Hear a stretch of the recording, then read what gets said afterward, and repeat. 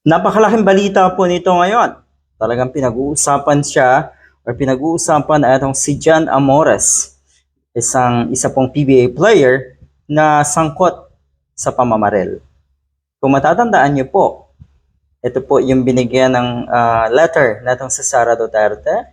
Minsang nasangkot na rin itong si John Amores sa isang squabble sa isa namang laro ng basketball sa NCAA, if I'm not mistaken. Pero yun nga, may pa-letter etong si Tambaloslos. Ang sabi ni Tambaloslos dati, remember the lesson, not the mistake. You have a friend from the Office of the Vice President. Yan po. Mula kaya noon ay patuloy yung kanilang pagiging magkaibigan.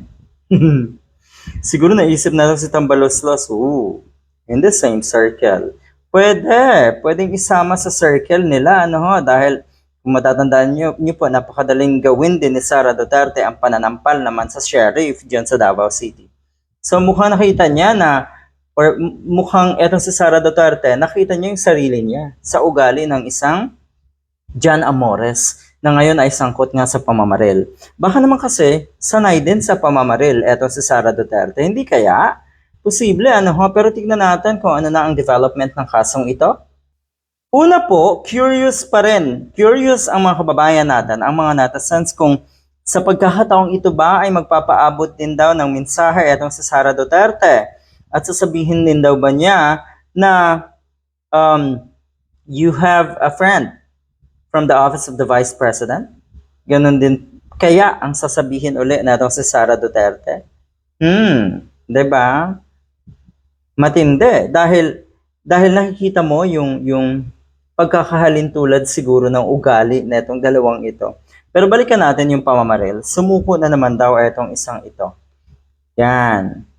Mukhang hindi talaga nakabuti yung letter na iyon na itong sa Sara Duterte. Kasi ang nakikita nga ng mga kababayan natin, mukhang kinonsente ni Sara Duterte yung action. Una-una nang naging case na itong si Amores nang siya naman ay nagwala sa isang basketball dyan sa NCAA. Mukhang kinonsente kasi yung sitwasyon na yan, itong si Sara Duterte. At kaya ayan, anong naging result? Lumaki ang ulo na itong isang ito. Abay ba naman? Yung Vice President, kampi sa kanya. Nagbigay pa ng sulat sa kanya.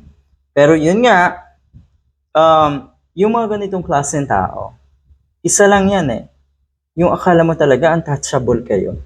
Akala niyo talaga kaya niyo maghari-harian. Okay? Akala niyo talaga lagi kayong lamang sa mga taong nasa paligid niyo. So you see, nakikita mo yung ugali ng Sara Duterte at ng si John Amores. Hindi talaga nagkakalayo. Hindi po nagkakalayo. So kung ano man ang kahantungan na itong kasong ito, dapat talaga yung managot itong mga litsugas na ito. Ang pagkakaalam ko, yung nakaalitan daw, kung yun man ay mukhang namatay daw ata yung biktima, or galing daw ata sa ibang bansa, dahil nagtatrabaho sa isang bansa, sa ibang bansa yung biktima na yon, at nakaalitan nga sa isang basketball.